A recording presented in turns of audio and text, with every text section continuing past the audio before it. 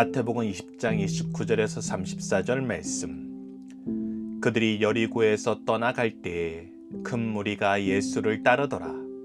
맹인 두 사람이 길가에 앉았다가 예수께서 지나가신다 함을 듣고 소리질러 이르되 주여 우리를 불쌍히 여기소서 다윗의 자손이여 하니 무리가 꾸짖어 잠잠하라 하되 더욱 소리질러 이르되 주여 우리를 불쌍히 여기소서 다윗의 자손이여 하는지라.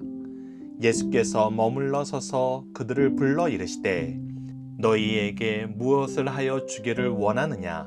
이르되 주여 우리의 눈뜨기를 원하나이다. 예수께서 불쌍히 여기사 그들의 눈을 만지시니 곧 보게 되어 그들이 예수를 따르니라. 아멘. 안녕하세요. 승리한 상가족 여러분, 그리고 강성성경연구원 여러분, 오늘은 마태복음 100번째 강의로 마태복음 20장 29절에서 34절 말씀을 맹인을 긍휼히 여기시고 치료해 주시는 예수님의 사랑이란 제목으로 함께 말씀을 나누도록 하겠습니다. 승리한 삶은 박유일 목사님의 구속사로 조망한 성경 연속 강해집을 통해서 편집이 되어 있고요. 저희들이 현재 나누고 있는 말씀은 마태복음 3권을 통해서 편집이 되어 있습니다. 자, 오늘 본문 말씀을 보도록 하겠습니다. 우리가 지난 시간에 굉장히 중요한 말씀을 함께 묵상했습니다. 예수님께서 이 땅에 오신 이유, 하나님께서 예수님을 통해서 이루시고자 하시는 하나님의 뜻은 예수님께서 대속의 십자가를 지셔서 우리를 위해서 대신 죽으시고 부활하셔서 의롭게 하시는 그 역사였습니다. 그러나 제자들은 이러한 하나님의 뜻이 이루어지는 것보다는 사람의 뜻, 자신들의 뜻이 이루어지는 것에 더 큰 목적을 두고 있었습니다. 그래서 더욱더 권세, 권력, 지향주의적인 생각을 하게 됩니다. 그런데 오늘 본문 말씀에서 나타나는 사람들은 바로 하나님의 뜻이 이루어지기를 바라며 하나님의 뜻 안에서 자신들의 연약함이 다시 회복되길 바라는, 하나님의 은혜가 있길 바라는 삶을 사는 두 맹인의 모습을 우리에게 가르쳐 줍니다. 자, 29절 말씀을 봅시다. 그들이 여리고에서 떠나갈 때, 이제 여리고에서 떠난다는 것은 어디로 가는 것입니까? 바로 예루살렘으로 가는 거예요. 예루살렘에 입성하시는 것입니다. 그런데 그때 어떤 모습이 드러납니까? 큰 무리가 예수님을 따르더라 라고 기록되어 있습니다. 즉, 예수님을 따라서 예수님의 입성에 동참하는 사람들이 많아졌습니다. 이것은 사람들이 보기에는 어떤 모습으로 봅니까? 이제 예수님이 올라가셔서 유월절 명절 이때에 이 세상 권세자들을 패하고 예수 그리스도의 나라를 세울 것으로 기대하고 이 기대에 부풀어서 자기들도 그 영광을 보고 싶어서 함께하는 사람들이 많이 있었습니다. 그런데 그때 이 예수님의 발걸음을 저해하는, 막는 존재들이 나타납니다. 그것이 바로 30절에 나타나는 두 맹인입니다. 보십시오. 맹인 두 사람이 길가에 앉았다가 예수께서 지나가신다 함을 듣고 소리질러 이르되 주여 주여라고 얘기합니다. 주여라고 얘기하는 것은 무엇입니까? 바로 우리의 주권자 되심을 고백하는 것입니다. 사도 베드로가 예수님이 누구냐고 고백할 때 주는 그리스도시여라고 얘기하면서 먼저 주 되심을 고백한 것처럼 동일한 것입니다. 그리고 나서 무엇이라고 얘기합니까? 다윗의 자손이여라고 얘기합니다. 다윗의 자손이라는 것은 무슨 뜻입니까? 하나님께서 약속하신 메시아라는 뜻입니다. 이분에게 무엇을 부탁합니까? 우리를 불쌍히 여기소서라고 얘기합니다. 즉, 그분의 긍휼하심, 자비하심, 은혜가 한이 없으심을 요청하는 것입니다. 왜 이런 요청을 할 수 있습니까? 바로 하나님께서는 은혜로우시고 긍휼하시고 자비하시는 분이기 때문입니다. 그래서 하나님의 말씀에, 하나님의 역사에 근거한 외침을 하는 것입니다. 우리가 이 부분을 함께 묵상할 말씀을 통해서 좀 더 보도록 하겠습니다. 이사야서 35장 5절 말씀을 보십시오. 그때 바로 메시아가 오셔서 하나님의 나라를 이룰 때 어떤 일이 일어납니까? 맹인의 눈이 밝을 것이며 못 듣는 사람의 귀가 열릴 것이며, 이러한 역사가 일어난다고 성경에 기록되어 있고, 이 맹인 두 사람은 앞서 예수님을 통해서 이러한 역사가 일어나고 있다는 소식을 들었어요.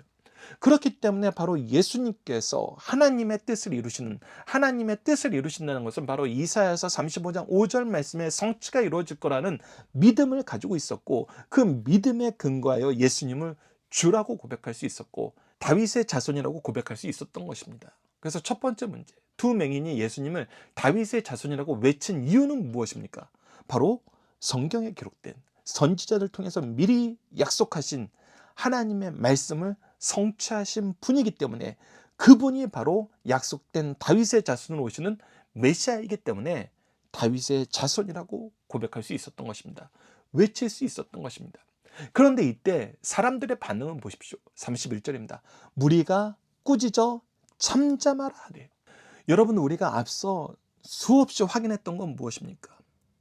예수님께서 연약한 사람을 도우시는 걸 알고 있었어요. 예수님께서 항상 쉬지 않고 하시던 것이 무엇입니까? 천국 복음을 선포하시고 하나님의 말씀을 가르치시고 모든 약한 것을 고치시는 일이었어요. 그래서 사람들이 이 일을 위해서 자기 주위에 연약한 사람들을 데리고 예수님께 나와왔던 것이 일반적인 모습이었어요. 그런데 왜 지금은 이 맹인을 도와서 예수님께로 인도하는 사람들이 있는 것이 아니라 이들을 꾸짖어 잠잠하라 하는 사람들이 주위에 있을까요? 여기가 우리가 지난 시간에서 주의 깊게 살펴봐야 되는 바로 그 지점입니다. 사람들이 은혜를 받고 나서, 사람들이 예수님을 알고 나서 처음에는 자기의 연약함을, 자기 주위의 연약한 사람을 돕는 이 역사에 쓰임받고 싶어 합니다. 우리를 회복시키시고 우리에게 새 역사를 이루시는 이 은혜를 사모하며 이 은혜를 나누는 걸 기뻐해요. 그런데 이제 자기 생각이 주장을 하게 돼요. 자기 뜻이 예수님의 뜻보다 더 커져 버려요. 그러니 지금 중요한 건 뭐예요? 빨리 예루살렘에 올라가셔서 능력 있는 사람들, 더 힘 있는 사람들, 더 영향력 있는 사람들, 그 사람들을 덮어서 패야 돼요. 그래서 자기네들이 생각하는 영광이 이루어져야 돼요. 그래서 자기네들의 권세에 매몰되다 보니까 이전에는 이렇게 연약한 사람을 데리고 나와서 예수 그리스도께 은혜를 함께 강구했던 사람들이었는데, 그런 모습이 주류였는데, 지금은 이런 사람들 필요 없다는 것입니다. 이런 사람들은 오히려 나의 뜻을 이루는데 방해가 된다는 거예요. 여러분들이 이 부분이 우리가 신앙생활하는 굉장히 중요한 기준이 됩니다. 우리가 연약한 사람들을 돕는 일에 쓰임받고 그들과 함께함을 기뻐하는가? 이런 사람들은 우리 교회에 있으면 안 돼. 이런 사람들은 우리에게 도움이 안 돼. 이런 생각을 하면서 연약한 사람, 은혜가 정말 간절한 사람들을 외면하는가? 교회에 이런 모습이 있을 때 여러분들 회개하셔야 됩니다. 슬피 우셔야 됩니다. 이것을 그냥 묵도하고 넘어가셔서는 안 됩니다. 오히려 묵도하고 넘어가면 어떤 일이 발생해요? 이런 일을 꾸짖어서 잠잠하라고 얘기하는 이런 말도 안 되는 일, 하나님의 뜻, 하나님께서 우리에게 보여주셨던 그 역사에 완전히 상반되는 일이 일어나는데 아무도 제재를 안 합니다. 오히려 그것이 맞다라고 생각을 합니다. 근데 이때 믿음 있는 자에 의해서 역사는 계속해서 하나님의 뜻이 이루어지고 나타난 쪽으로 발전을 하게 됩니다. 보십시오. 더욱 소리 질러 이러대요. 어떻게 했어요? 더욱 소리 질렀어요. 더욱 말씀에 근거하여서 외쳤습니다. 주여 우리를 불쌍히 여기소서 다윗의 자손이요. 그들의 믿음은 심플했습니다. 말씀대로 이루어지는 역사를 내가 들었으니 말씀대로 이루어 주시옵소서. 우리가 함께 묵상할 말씀을 좀 더 보도록 하겠습니다. 고린도후서 6장 2절입니다. 이르시되 내가 은혜 베풀 때 너에게 듣고 구원의 날에 너를 도왔다 하셨으니 보라 지금은 은혜 받을 만한 때요 보라 지금은 구원의 날이로다. 은혜의 역사가 시작되었으면 그 은혜의 역사를 인정하고 의지해야 됩니다. 그리고 이때 나가서 그 은혜를 사모해야 돼요. 바로 이 두 맹인은 하나님의 은혜를 하나님의 말씀 안에서 하나님의 뜻대로 외치고 있는 것입니다. 히브리서 11장 6절 말씀도 보십시오. 믿음이 없이는 하나님을 기쁘시게 하지 못하나니 하나님께 나아가는 자는 반드시 그가 계신 것과 또한 그가 자기를 찾는 자들에게 상 주시는 이심을 믿어야 할지니라. 이 믿음이 하나님의 은혜의 역사를 이루냅니다. 그래서 예수님께서 멈춰셔서 그들을 바라보고 그들에게 얘기하십니다. 자, 그럼 두 번째 문제를 함께 보도록 하겠습니다. 주위 사람들의 꾸짖음 속에도 더욱 소리 지를 수밖에 없었던 이유는 무엇입니까? 이들은 말씀에 근거한 믿음을 가졌기 때문입니다. 은혜를 진정으로 사모했기 때문입니다. 하나님의 뜻이 이루어지는데 이 뜻이 자신들을 통해서 이루어지길 바랬던 것입니다. 이때 예수님께서 반응하십니다. 32절 말씀으로 이어보도록 하겠습니다. 예수께서 머물러 서서 그들을 불러 이르시되 이제 이들을 불러서서 모든 사람들이 그들을 주목하게 합니다.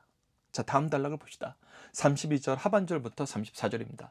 너희에게 무엇하여 주기를 원하냐? 이르되 주여 우리의 눈뜨기를 원하나이다. 이 눈뜨기를 원하나이다 라는 이 말씀이 무엇을 통해서 나왔다고요? 바로 말씀을 통해서 나왔다고요.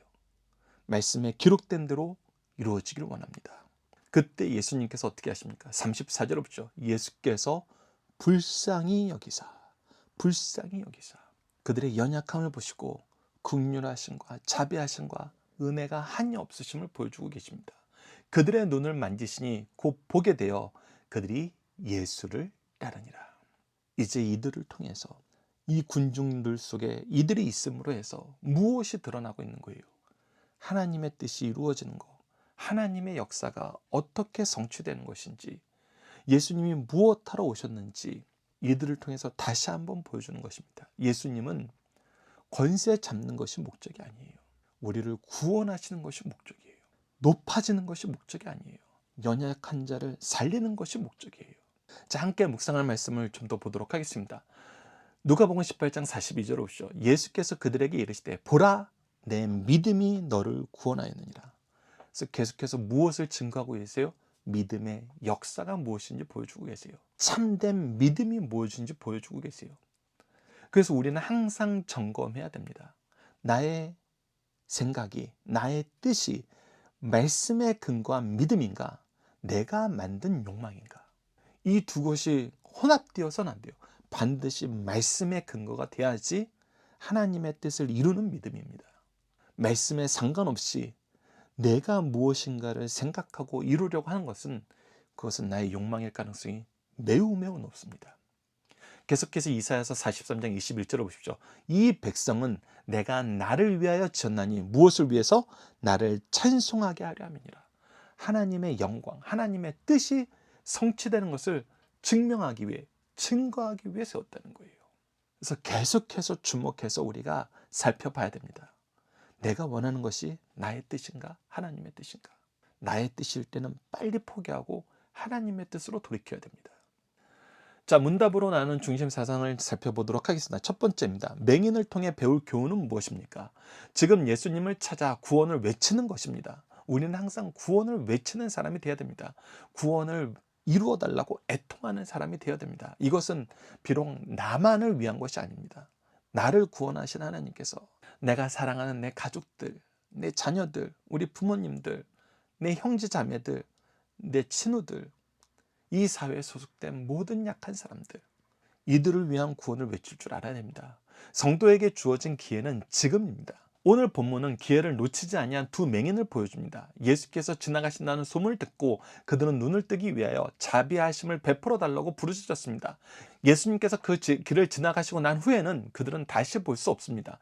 주님께서는 성령으로 오늘도 우리 주변을 찾아와 주십니다. 우리도 기회를 놓치지 말고 주여 불쌍히 여겨달라고 간구해야 됩니다. 주님은 참으로 자기를 찾는 자를 언제나 소홀히 여기지 않으시고 반드시 만나주신다는 사실을 우리에게 가르쳐주고 있습니다. 두 번째, 두 맹인이 믿고 간절히 외칠 수 있는 이유는 무엇입니까? 이들은 메시아가 맹인의 눈을 뜨게 하신다는 구약의 예언을 믿었습니다. 이것이 앞서 우리가 살펴봤던 이사야서 35장 5절입니다. 이때 여리고성을 지나가는 예수께서 메시아라는 사실을 믿고 나사렛 예수란 칭호 대신 메시아의 칭호인 다윗의 자손이라고 부르며 눈뜨기를 간구하였습니다. 주변 사람들이 잠잠하라고 꾸짖어도 더욱 강하게 믿음으로 다윗의 자손이여 하며 간구하였습니다. 우리의 기도가 어떤 조건 속에서 장애를 받아도 믿음으로 기도할 때 반드시 응답받는다는 사실을 가장 확실하게 가르쳐주는 말씀입니다. 마지막 세 번째입니다. 예수님은 어떠한 상황임에도 이 기도에 응답하셨습니까? 예수님은 지금 고난의 길로 향하고 계십니다. 이미 세 차례 강하게 말씀하셨어요. 이런 중에도 연약한 자들을 돕는 것을 쉬지 않으셨어요. 고난의 현장으로 가시면서도 어린아이를, 맹인을, 또 죄인 삭개오를 구원하시려는 사랑의 손길을 펴주십니다. 마지막 십자가 위에서도 강도를 돌보셨습니다. 그러므로 오늘 본문에서는 그 맹인에게 예수께서 그에게 이르시되 보라 내 믿음이 너를 구원하느니라 하시면서 육신의 맹인을 보게 하시면서 영적인 맹인들도 치료받아야 함을 명령하십니다. 우리 예수님처럼 아무리 어렵고 힘든 경우에도 언제 어디서든지 계속 복음을 전하여 자기 사명을 바르게 감당할 것을 가르쳐 줍니다. 자, 이제 마지막으로 함께 훈련하는 시간을 갖도록 하겠습니다. 암송 고백결단 기도 훈련입니다. 먼저 오늘 본문 말씀을 통한 암송 구절은 20장 31절입니다. 무리가 꾸짖어 잠잠하라 하되 더욱 소리질러 이르되 주여 우리를 불쌍히 여기소서 다윗의 자손이여 하는지라.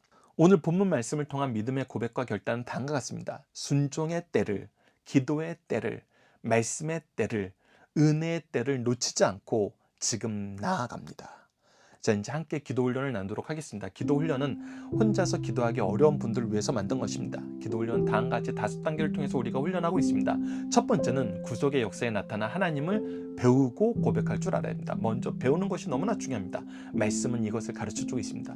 두 번째는 우리를 위해서 먼저 행하신 일을 감사하는 감사의 기도, 세 번째는 하나님의 뜻을 따르지 못함을 회개하는 회개의 기도, 네 번째는 주님 뜻 이루는 데 쓰임받도록 도우심을 간구하는 간구의 기도, 마지막은 구속을 이루신 예수님 이름으로 기도하는 것입니다.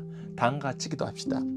참회의 기도를, 애통하는 기도를 응답하시는 하나님, 귀한 복음의 말씀을 우리에게 허락하여 주시고 예수님의 때를 허락하심을 감사합니다. 주님이 우리를 부르실 때, 함께 동행하실 때 찾지 못하고 따르지 못하고 바라보지 못함을 용서하여 주소서. 다시금 말씀으로 우리를 찾아와 주시고 불러주시고 함께 가자 하시는 이 음성에 지금 화답하고 바로 따를 수 있도록 도와주소서. 예수님 이름으로 기도드립니다. 아멘. 감사합니다.